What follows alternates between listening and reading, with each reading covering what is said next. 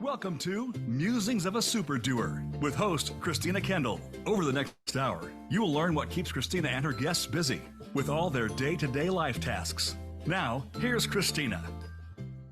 Hey there, welcome to Musings of a Super Doer. I'm your host and resident super doer, Kris Kendall. I'm so glad you're joining us today. In this episode, just like all episodes, I'm going to share some random musings of what's going on in my world and maybe some things that apply to your world too. Today, we have a special guest, Selina Kelley, owner of DisruptHer. She's going to talk about being a healer and an empowerment coach and an author and so many of the other things she's working on. And I'll also share some random musings if we have time about editing and starting an editing business, and maybe even a few other things if we can make them fit. So let's go ahead and get started. Selina, welcome. Thank you. Thank you, Kris, for having me. I appreciate being here on your platform. Of course. I'm so glad you're joining us today. So I want to hear all about the things you're doing. So yeah, please just jump right in and tell us what's up. What's up?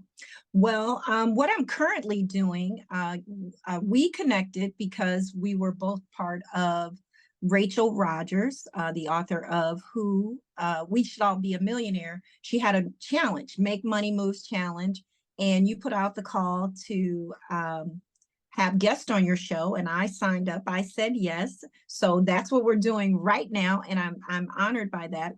It's my very first guest opportunity on a podcast show. So that's a challenge to just show up and then talk about the coaching program that I am launching. It's called DisruptHer Coaching.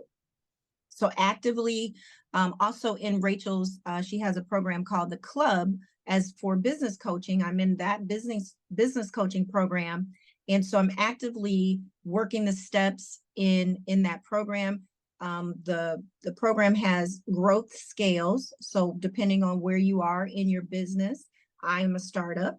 So I'm an H1 is the level, and it goes all the way up to an H7 for 7 million in how you can get to being a millionaire. And so I'm enjoying that and just following the process. It's been wonderful. There are certain stages, depending on where you are, of things that you should be doing to work your business. And so learning that aspect. And then I'm also looking forward, and I believe you are too. She has a business coaching certification. The very first cohort is going to be starting April 18th.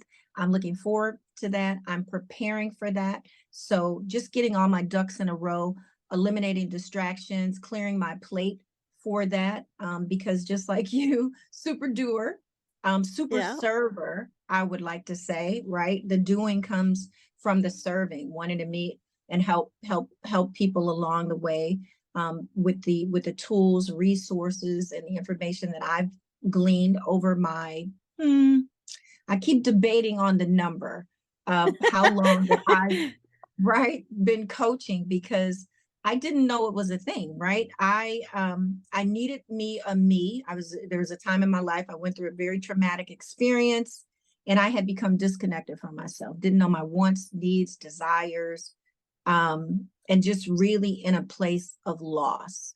And I realized part of that was that I didn't feel very feminine. I didn't feel connected femininely to myself.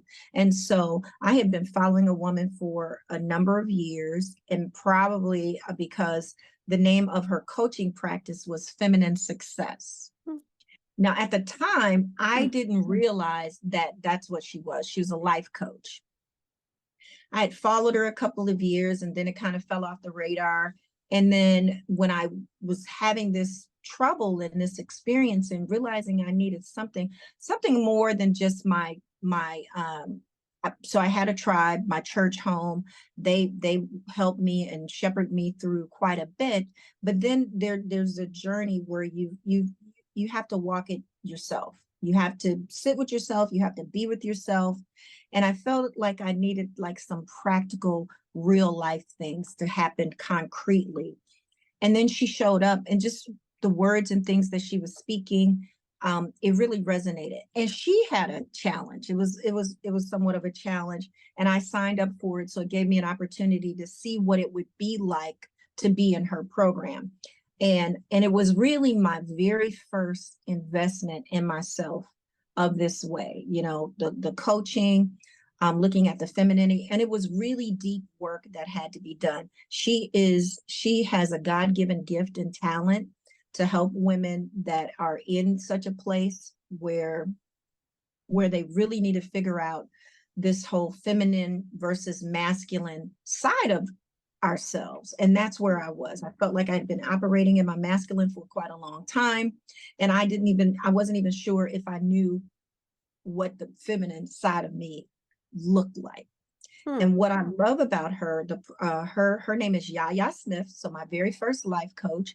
And like I said, the name of her program is Feminine Success, and it's taken on many shapes and forms. And so it was really helpful because it helped me go really deep work, like going back to my inner childhood and exploring that, going back and getting the little girl inside of me and seeing what she needed and nursing her, nurturing her and bringing her back to the light. And so that has been a big part of where I am today, exploring that. I had a tea party a couple of weeks ago that was really cute. Cool. I know my girlfriend, her daughter was turning 21 and she wanted a tea party. So I got to dress up, go to the tea party, and just kind of explore that side of me, do a little bit more fun things. Because I feel like historically, most girls take on a lot of real responsibility at a young age, especially in the African-American community, Black community.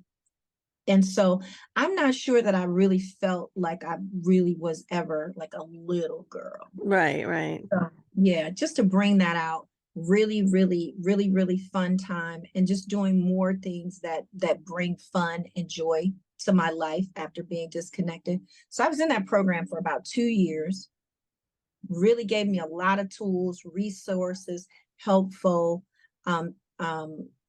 very insightful about a lot of things, and from a spiritual level as well. Was definitely needed that as well. And so when that was coming to fruition, kind of me knowing that I needed something else, because what came out of that for me, some key things came out of that for me, was the fact that, oh, they pay people to do this. Like, what? And I had been doing it for more than 30 years for free, showing up, the whole thing, not at the level that what I saw and what I needed from her, but definitely coaching, definitely a coach my own child. I have a son, Richard. He's going to be 31 years old in 2 weeks. And I could see the phases when I was parent, then I was coach, and now consultant in his life, right? And so during that season when I was with her, I thought, okay, this might make sense to serve others in this way, because it was just so life-changing and transformative for me. And what I've come to know now about myself is that I have a spiritual gift of knowledge, where I could always see what people were going through when things were going on. I would always kind of know the right words to say to be encouraging and to help empower them and things like that. And I thought, you know what, let's give this a try, because I've always wanted to, I like talking to people. I like knowing how they think, what makes them tick, just having great dialogue and conversation such as this. So this was perfect when you put the call out to just have those random musings and be like, What is an empowerment coach? What does that mean?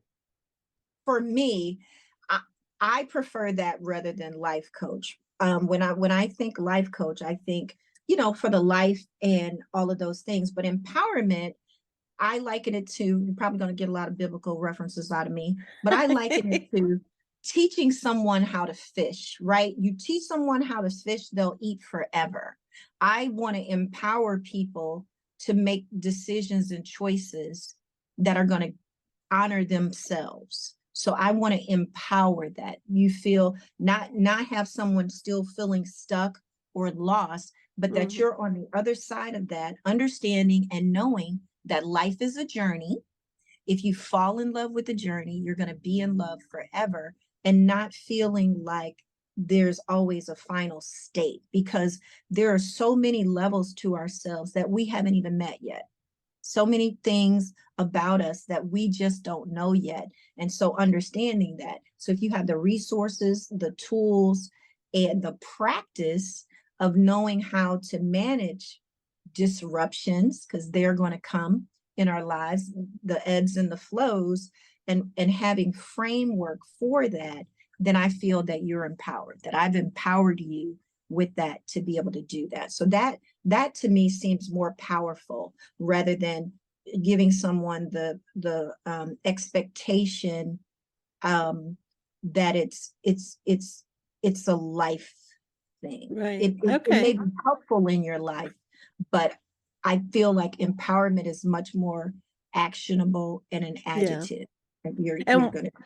What I like about that, I think it gives more of a finite time frame. Like a life coach, maybe you would need forever and you would be paying forever, but an empowerment coach, you sort of learn the tools and the techniques, and then you are, like you said, you're empowered, and then maybe you don't need that as much coaching or as much of that support forever, because you kind of learn how to make those decisions, as you said. Absolutely. And it's about the foundational things. I want to help people build the foundation, which is hence why I wrote the book, 5 Effective Ways to Make a Decision. Those are foundational principles, and technically there's a bonus section that makes it 6 for just that. And they're my practices in making a decision. And it just kind of flowed. It's a natural thing. I don't necessarily like I said, I just know when to share. Some people will call it intuitive, you know. I know when to share and when to show up. And this past week, as part of the challenge, one of the calls that Rachel put out to us was doing a case studies. Right? If you're just getting started. And so I put out the call. I got 7 people that said yes. I've already done 4. And of those 4, the theme around it, from what I was hearing with respect to the feedback, was they didn't say these words, but this is kind of the download that I got, was the nurturing you didn't know you needed. Yeah, I like that. And I was like, okay, so that's going to be my new tagline. Yeah, no, that's great. And I can see that resonating with people, because especially for women who are always the nurturers, we don't always get that back. And so, at different stages in life, people need some of that support and nurturing and care that they are so used to giving. Sometimes they need it back. And don't get it twisted now. It's nurturing, but it's not that frilly. People think warm. Sometimes it is, but sometimes it's some firmness, right? With tough love. Absolutely. Am I allowed to cuss on the show? Sure. Just want to know. Because sometimes we need to get our shit together. Yes, and you need to hear that you need to get your shit together. Right? Versus, so it's knowing the temperament that a person needs to be able to be motivated and empowered. And so I know that is an art that I have, that I bring to the table. Sometimes a little bit too much to my own desire to help and serve, right? Yeah. And some of the wake up call is, okay, girl, you ain't God. They gonna live. They gonna live. You ain't got to be at the ready like all the time. Yeah. And then that's not empowerment either. Right. That's Yeah. really probably some Enabling. enabling, a crutch, and Yeah. so learning some of that the hard way too, and being self-reflective. I am very big on the deep inner work. I've been doing that my entire life. If something is going on, I need to know why. I'm gonna need to Yeah. know why and figure that thing out. And not everyone is like that. They don't want to necessarily know or sit with themselves because some things are just too painful. Yeah, I would say that there's a lot of things for me that it's easier to not think too hard on, just Yeah, to keep going happily along, and right. and and I guess sometimes that works, but then in some cases, or for some people, eventually it stops working, and it all comes crashing down. And so yeah. Absolutely. And I would say I actively, intentionally every day try to, whoop, don't use the word try. I intentionally show up with a positive attitude and take each day for what it has to offer. And I do that intentionally because there's a time when I just carried so many bags around Yeah. that I had not set down. Like I'm not even sure that I knew I was carrying them. And in this recent traumatic experience that I had, it called in the question, like, how did I get here? How did I get here? And get here to the point where I didn't even recognize myself and I didn't Yeah. understand these things. And so that's what led me on that journey. And it's like going deep, there were so many layers. And it's like, I don't ever want to do this to myself again. And if I can help someone else so that they understand what that looks like, what those stones of life, how they'll pile up after a while if you just keep going along. Hmm. They do catch up with you in the form of triggers, um, what I call adult temper tantrums sometimes, if you're an adult, right? Um, that's what that looks like. And we just don't know that sometimes it stems from the childhood, sometimes it stems from a traumatic experience that's been suppressed that maybe you don't realize is there. And that's why I use the term traumatic experience, because there are a number of things that have created the trauma that sometimes it's not just one thing. It Yeah. could be, but it's not just one thing. So you got to unpack and get to the layers. And I believe that I have figured out the code to help people do that, to get Mm, and move forward. awesome. Okay. Now you mentioned a book. Tell us about your book. My book, it's an ebook. It's a really small ebook. I've got it printed here. Okay. And it's meant to be a resource, like a kind of like a resource to add to your toolkit. Hopefully you can see that. Okay. It's 5 called, effective ways to make a decision. All right. absolutely. And so um, I lay the groundwork on foundationally how to make decisions. Some are really, really easy. The book is in its entirety is 11 pages. It's Okay. meant to be mean and clean. It does not Anybody have, can dig in. absolutely. No And excuses. and for you to be able to remember it, to make it a habit, to ground you when you're going to make a decision, that these are the things that that you can do, and you'll find ways to make it your own. Absolutely, but some of them are so concrete. So one of them is it's a biblical principle around making a decision, and it talks about flipping a coin. Okay. So I get that part. simple, but we forget about that, right? It Right. talks about when two people are in an argument, you know, flip a coin. If Yeah. it's a yes or no response, or something that it doesn't have a lot of weight to it. It could go one way or the other. Flip a coin. And it, Yeah. you know, Exactly. Move on. Yeah. right. But some people wrestle with indecisiveness. Some Yeah. people have analysis paralysis. So it's transformative in that way. If you operate that way because you don't trust yourself or you're disconnected from yourself, it's going to be life changing for you to have these sound principles. So you I think some people just need permission to make a decision, move on. Yeah, like, okay, I'm allowed to just flip a coin and go with it. I don't have to have lists and analysis and pros and cons and all the things. Like, when you tell them to just do it, sometimes that's all they need to. They needed the permission. Absolutely. Now, don't get me wrong, because pros and cons are in here too. Okay. All right. That is definitely a practice, and you can leverage it with some of the other foundational effective ways to do that as well. But I leverage pros and cons all the time. That is one of my go-tos, and I do it with what I call high, medium, and low. Right. Okay. So say, for example, that you want to buy a car. You may know the type of car, make and model, but then they give you so many choices when you're going to buy a car. So, and you can do this with anything that you're making a decision on.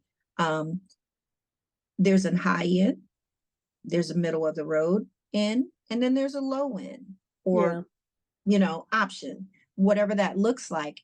And then I always make decisions. I get at least 3 things that I want to evaluate that is in that area. So kind of the high, medium, and low. Mm-hmm. And then you're able to look at the pros and cons of each high, medium, and low category. And then you're ruling out the things that you don't want.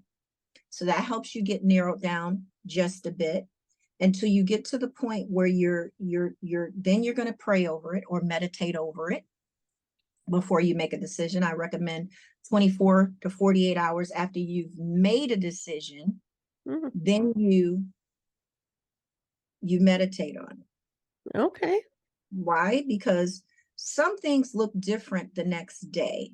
If it's something that where you feel like you have to make an urgent decision, I think that creates anxiety, a lot of things like that. But once you get in the habit of what your practice is around making a decision, there's going to be calm. There's not going to be like buyer's remorse and things like that, because you feel good about it. You're in alignment with what your choices are, and you've had the tools and the information to help you make that choice and feel good about it. Huh. Okay. Yeah, no, that sounds great. Now, are you already currently taking clients, or are you kind of gearing up to launching your new business? I am actively taking clients. I'm still in, like I said, the startup phase, but I've got all of the infrastructure in place, and it's iterative. As I need to make adjustments, I'm making adjustments as new information comes in, because the coaching itself, I can do flat-footed all day long.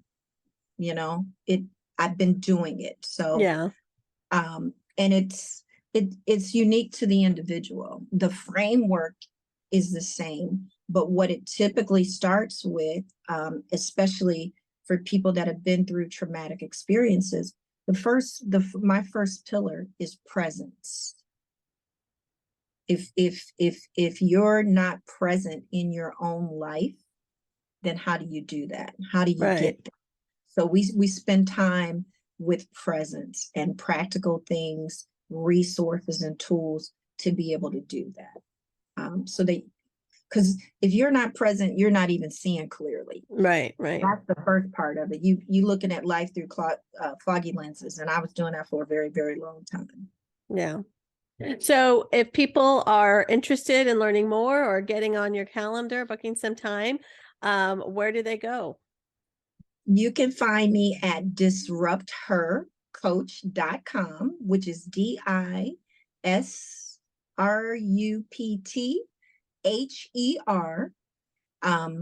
Coach, COACH.com. Okay, awesome. And so do you mostly work with women? I work with men and women. Okay. That's why I did not distinguish women, although predominantly I do see my younger self in most women that I have been working with. But I also have male clients. My son, millennial, he's been one his whole life. He actually was my Whether he first. wanted to or not. Absolutely. He was actually my first case study, and the feedback and the dialogue was just super amazing. I'll probably release it with his permission. And then I have a couple of other male clients, not paid yet, but now I'm told I'm not allowed to work for free anymore. Good, good. So yesterday's price is not today's price. Yesterday's price of 0 is no longer. Okay, Absolutely. good. Yes. Absolutely. And so what I do have as an offering, so I have 5 offerings in that. So there's really technically one offering, but you have 5 choices. So I do clarity calls, and they are fee-based. And you can kind of pick if you're interested in one-on-one coaching. We have a call to determine what that looks like for you and if we would make good partners. And you still come away with some clarity. So there's value in that, right? And it also gets the person to make sure that they're ready to make the investment in themselves, right? So you've got to put some skin in the game too, because if you're not even ready to do that, then I'm probably not the coach for you in the first place.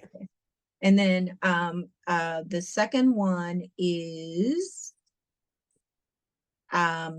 clarify a problem. Sometimes you don't need a lot. You got some stuff going on, but you're just not clear about what it is. So if you want to have a conversation around clarifying a problem for you, we could do that. And then the third one is maybe it's clarify a solution. You know what the problem is, but you need some clarity and you want to talk strategy. Yeah. So okay. we can do that. And then the fourth one is pick the coach's brain, because everybody just kind of wants to talk. Yeah. Right. And so that's where I would get in trouble, right? Because people do want to hear what I have to say and what I think and things like that. And I'm grateful for that. But it comes at a cost. Right. So that time. So there's a cost associated with that one. And then there is the fourth one is sometimes you just want to talk. And if you just need me to listen, I'm your coach for that too. Yeah. So you can pick those five options on DisruptHerCoach.com. Awesome. Well, it sounds like you've got something for everybody. So that's really great. I'm so excited for you. I'm excited to continue the program with you and to see how it grows. And we'll have, I'm sure, lots of more conversations about this over time. But thank you so much for joining today. I'm really so happy to have you. And so, I hope that lots of listeners got some great tips from you, and we'll be visiting your site. Okay, so we are going to take a quick break right now. So everybody go grab a snack, check your stocks, do what you need to do. And when we come back, I'll be talking about starting an editing business. Welcome back to Musings of a Super Doer with your host, Christina Kendall. Have a question for Christina or her guests? Join us on the show at 866-472-5788. That's 866-472-5788. Now, back to the show. Hey friends, if you're just joining us, I'm Kris Kendall, host of Musings of a Super Doer. Before the break, we were talking with Selina Kelley about her company, DisruptHer, and all the cool coaching programs that she's offering. And now I'm going to share some musings about becoming an editor. Selina mentioned a program that her and I were working on last week, I guess it was, about kind of planning out what we want to offer to the world and some of the programs and projects. And as you all have heard, I have so many programs and projects always in the works. But one thing that I kind of got clarity on that I hadn't really thought of before, and I don't know why I never thought of this before, is creating a course about how to become an editor. So I started editing for indie authors probably around 12 or 13 years ago. I had been reading some fan fiction about Twilight fan fiction. And I got to know one of the authors, and her and I became friends online. And she invited me out to her ski house in Colorado. And her family thought she was crazy for inviting a stranger, and my family thought I was crazy to go see a stranger. But it was wonderful. We became great friends, and it's been a great experience. But she started writing her own book. Her first book was called Enchantment by Charlotte Abel. It's so, so, so good. It's young adult, and it's kind of a magical. So enchantment comes from people that her family, they all have powers, magical powers based on their name. So she's enchanting. But it's very, very good. Anyway, so she asked me to help edit and market her book. And so I just kind of started to learn a little bit about editing, and I kind of had to teach myself how to edit. I didn't really know the rules of punctuation and dialogue and how to structure stories and all that kind of stuff. But I figured it out eventually. It took a little while. Um, and then she referred me to her other author friends, and I started getting more clients, and suddenly I had an editing business. And then it got really big because um well, really big is relative. It wasn't ever really big, but I had a ton of clients. I had too many clients, and I had to keep like doubling my price just to slow down the clients, but that didn't slow them down. They were just paying more, but I still had just as much work. And like I was glued to my laptop 24/7, and I still am, but it was in a different, more stressful way. Um, so anyways, I have scaled back on the actual editing that I do. I don't do that much editing anymore. Mostly it's just for a handful of like close friend clients. But people ask me all the time how they can become an editor and if I can help them out. And I have tried to give them hints and tried to work with them. And I really need more editors in my life, because not only do I need editors for my books and my client books, but again, people are always coming to me and I need to refer them to others. So I'm always hiring editors. Um, so I've created a course. This course is not online yet. I'm hoping by the end of this weekend, so in the next few days, I'll have it mostly recorded and ready to distribute. The website, I registered like 5 domains. I think they're all going to point to one site. I think the basic site's going to be startandeditingbusiness.com. But startandediting.biz, B-I-Z, is also one of them. And I think maybe become an editor dot online is one of them. That kind of range of things. Once it's actually live, I'll mention it again in a future episode, but hopefully that'll be over the next few days. Anyways, so in this course, I go through all the basics of who can who's cut out to be an editor. Really, what that boils down to is anybody who likes reading, and whether it's reading books, magazines, blogs, articles, whatever is interesting to you. If you love words and you love reading them, you probably are a good candidate to become an editor. But you have to so editing is a bit of a thankless job. It's a lot of work. You have to be super detail oriented, and you have to read very slowly. If you like to read, but you want to skim, or you want to like just get through it as quickly as possible, editing is probably not going to be something you enjoy long term, because like literally when I'm editing, I read every word. I say it out loud in my head. So I don't just like even just look at the words. I literally say them in my head out loud to make sure they all make sense. And if I come across their THEY apostrophe RE, I say they are to make sure it's the right there. You know what I mean? Like um he picked up they are clothes. Nope, wrong there. It's got to be the THEIR word, right? And so, and if there's a contraction like can't, then I'll say it out loud in my head as cannot. So he tried but can't get there in time. So I'll say cannot get there in time, whatever it is. So, you have to be you have to want to do it and you have to love doing it.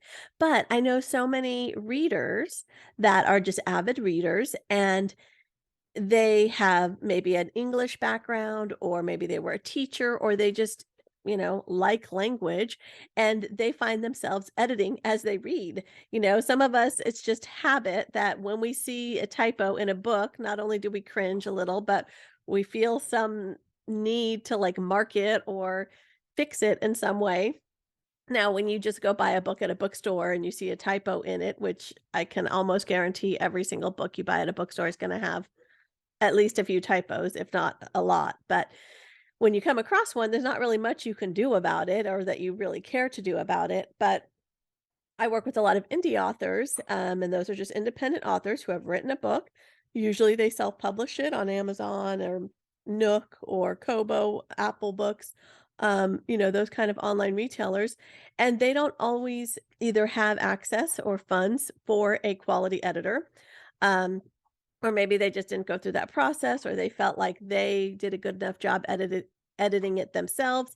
And when you read these books and you come across a lot of typos, you know, it's hard to not want to send a quick note to that author and say, "Hey, loved your book, but I noticed that you did this and this, and on page 75 you did this, and you reverse these two characters' names on page 200 and then again on 210," or whatever. Um so if that is you, if you find yourself editing as you go, maybe you should think about becoming an editor. So first of all, so that's the first thing, is we kind of talk about who can become an editor and who it makes sense for. And then, excuse me, beyond that, it's what are the steps? How do you set up your business? How do you learn how to edit? And I give lots of resources, all the tools that I use. Some of the most common mistakes. One of the hardest things with editing a book, and for writing a book, I should say, is dialogue, writing dialogue, punctuating dialogue. It's very confusing. Most authors don't naturally know how to do that. And so it's something that takes a while to learn how to do, but then also it's really hard to always get it right. And so a good editor will always stay busy by just fixing dialogue, punctuation. And then we go through how to find clients and how to actually get some of these editing jobs.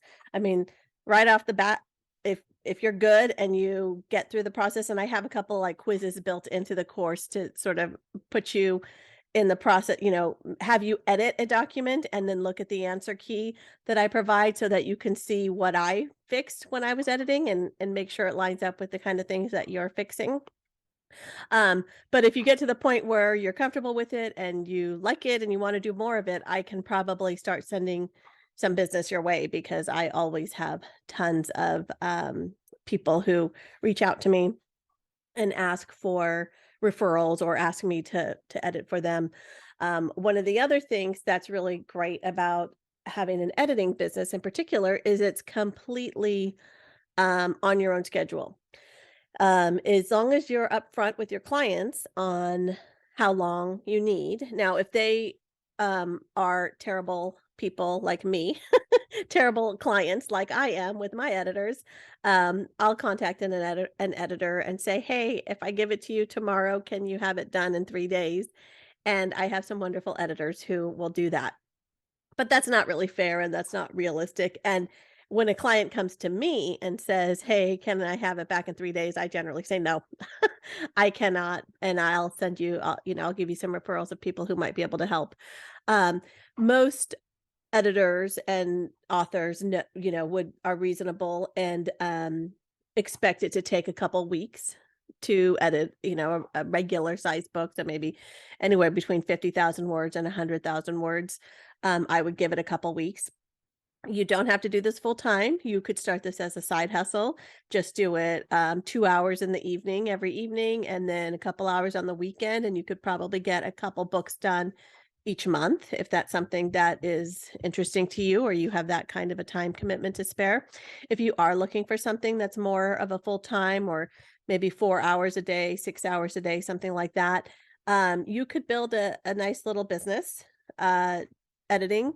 And there's always a lot of people, not only in the indie author circles of book authors that are looking for editors, but also on all the freelance sites, Upwork and Elan or Fiverr, and some of those kind of job sites where companies who have a blog, who are doing marketing, writing, sales letters, they're putting together a course and they need somebody to go through and make sure they haven't put in typos in their slides, or they're doing business presentations, sales presentations, that kind of thing. They're always looking for editors, because editing is a skill that not everybody has. Like I said, you have to be able to pay attention, read slowly, and really notice things and say them out loud in your head, or even out loud if I'm alone and editing. Sometimes I just literally read the work out loud to myself and listen to it as I'm saying it and as I'm looking at it. So all those senses are working together to find things that are not quite right, because there's always those words that are a little bit hard to tell, right? The further and the farther. You have to, like for me, if you don't know the rule for this, so farther, FAR, is literally distance, right? So if I sit down in this chair and then I, scoot over 3 inches farther, right? So it's literally distance. Further is not distance. So it's every other use. It's sort of that, like, I have to expand my mind further into the universe, or how much further do we have to, well, that's a little bit different. That's not a good example. I don't have good examples off the top of my head, but further is furthermore, or whatever. When people are talking, when it's more of a philosophical further, or time-based, are we going to go further into this topic? That's not literal distance, right? I mean, it's deeper. So deeper is not the same as inches or feet, or actual miles, that kind of a distance. So farther and further is confusing, and whenever I read it, I have to stop, look at the sentence, think to myself, which one is this, which one makes sense, and make sure it's the right one. And sometimes it is and sometimes it isn't. And so you have to be interested and willing to take those steps, because nothing is worse to the client, to the author, than paying, a lot of money, a good amount of money, for an editor, and really trusting them to do a good job, to make your work even better, to make it something that your reader's going to love and appreciate, and focus on what you've written and not how you've spelled something, or how you've used a comma versus a period or a semicolon or something else. You don't want them focusing on those kind of things. And so when we hire an editor, we really need to know that they're going to work hard. They're going to, take care to do a really good job, and put their best foot forward, so that because it really reflects on us. For the most part, an editor is usually not named in a book, now and then, but usually they're not. And so if it's a beautiful, amazing book, they're probably not going to get credit for that. But if it's a terrible book, they're also not going to be blamed. It all comes back on the author, or the company, or the service that's providing this document, this publication in whatever format it is. So they are expecting, they need quality editors that they can trust, and that they know have a reputation for doing a good job, and for being, reliable, getting the work done on the deadline that's set, being a good value. You don't want to undersell yourself. You don't want to not give people their money's worth, but you also need to get paid for your time because it takes a lot of time to edit a book. I remember, gosh, in the early days when I was just learning, like, for example, Charlotte's book, it's probably 60,000 words, something like that. It probably took me 30 hours to edit it. I mean, it's a long time, when you're especially when you're just learning, and for me, I had to literally like look up so many rules. I'd see a comma or I'd see an apostrophe S. Is there supposed to be an S after it, before it? Why did she write it that way? Then I'd have to go look up on the Chicago Manual of Style website or Merriam-Webster website to see what that means, what that word means in that context. Is it right? Is it wrong? And so, it can be quite a process until you really get familiar with the most common um, errors that you're going to come across. And also, if you specialize, that helps. So, for a long time, primarily, the books that I'm editing are romance because that's mostly the connections that I have in the writing world. Um, but if it's like paranormal, or maybe you're really into sci-fi and you mostly work with sci-fi authors, or maybe it's business books, or technical of some kind, medical journals, medical textbooks, whatever specialty either you have an expertise in, or you just have an interest in, so you take the extra effort to learn how to edit those kind of books. It's really nice when you have that kind of expertise, because then it's a lot easier to get clients, because you become kind of a go-to expert. And if you're editing technical manuals, there's a huge need for that. So I started my career a long time ago in tech as a tech writer. Um, and I was literally writing manuals for these network products. I didn't even really understand how they worked or what they did, but somehow I became a writer of these documents. And having an editor who is going to recognize when something's not quite right or something doesn't make sense is a huge difference in keeping the customers happy and keeping your company happy. If you're doing this for an employer, not looking like an idiot, there's lots of reasons why an editor is the unsung hero of all published works. And if that's something that's interesting to you, let's definitely talk. You can visit the any of those websites I mentioned, but probably start an editing business.com is going to be like the main the site that everything lands on, everything points to. Pick up the course. We can do some coaching. We can talk about that if that's something that you have other questions on before you get started.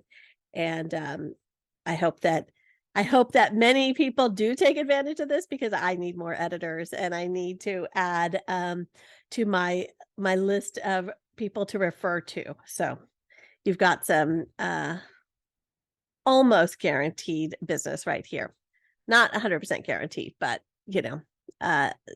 definitely some referral business.